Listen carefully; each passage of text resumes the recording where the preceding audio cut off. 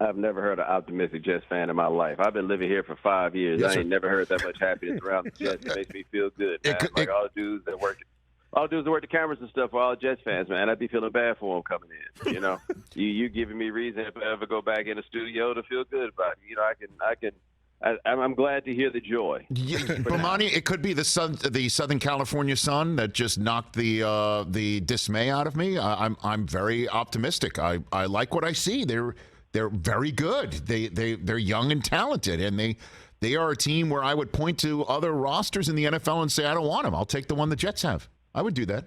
Yeah, that's one of those things that if they were wearing a different color uniform, I'd probably be right there with you. It just takes a little while to shake it. I recognize that's irrational, but so is rooting for the Jets. You are correct, sir. You are correct. We can agree on the irrationality of all of that. What is your opinion of the rash of roughing the passer penalties that we're seeing? And my fix is let's go ahead and make it reviewable. Your thoughts on the subject matter, Bomani? Well, I think making it reviewable, if somebody's willing to roll the dice on a timeout, it's not like you're going to have people stopping after every flag on the basis of it. Like, people generally know what the rules are on it. What was striking to me was in the run of this rash of roughing the passer penalties, that when Denzel Perriman's flung the best player in the NFL down, there's no flag on that. Like, the trickiest part about this is it's hard to answer what to do when it's every individual referee that is making that call, right? Like, it's not as though there's somebody up top that's making these calls on everything. So how exactly do you wind up legislating it? And they have made a decision that defensive players, sometimes it's not going to be your fault. Like, I thought it was a bit of a ridiculous call with Chris Jones, but their thing is if you land on the quarterback, we're going to call 15 yards.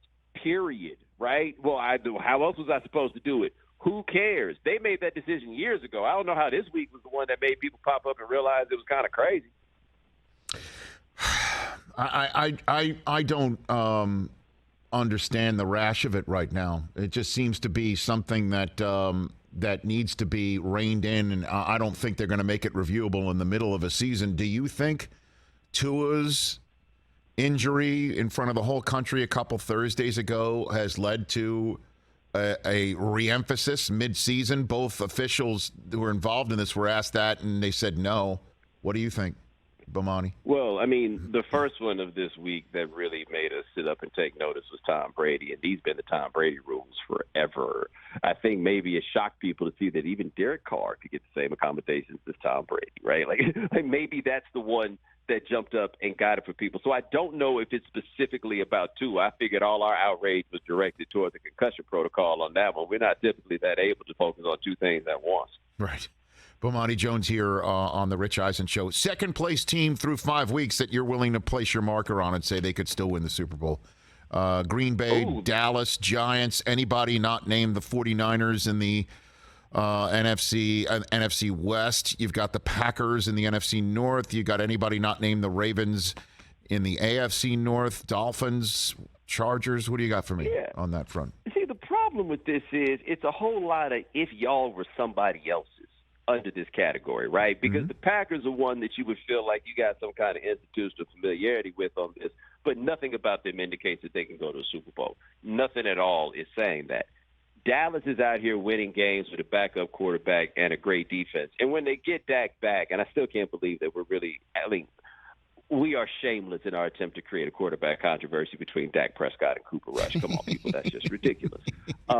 When Dak comes back, they've got a top 10 quarterback. With the defense that they have, they can go to the Super Bowl, if for no other reason than there's nobody in the NFC that just makes you say, oh, you got to watch out for them. Like, the teams with the two best records are quarterbacked by Jalen Hurts, and it's a feel-good story right now, but we're going to be asking a lot of him to do this in January. And Kirk Cousins, and we done seen his movies before. What's the genre of his movies, Bomani? I think I know what you might go. It's kind of like, that's a good question. I'm trying to think of what the analogy is where when you get up to the line and you just look at one dude and you don't look anywhere else. It's like Kirk Cousins goes to the movies and just looks at one corner of the screen. One corner of the screen, not the middle of the screen, is what you're saying? No.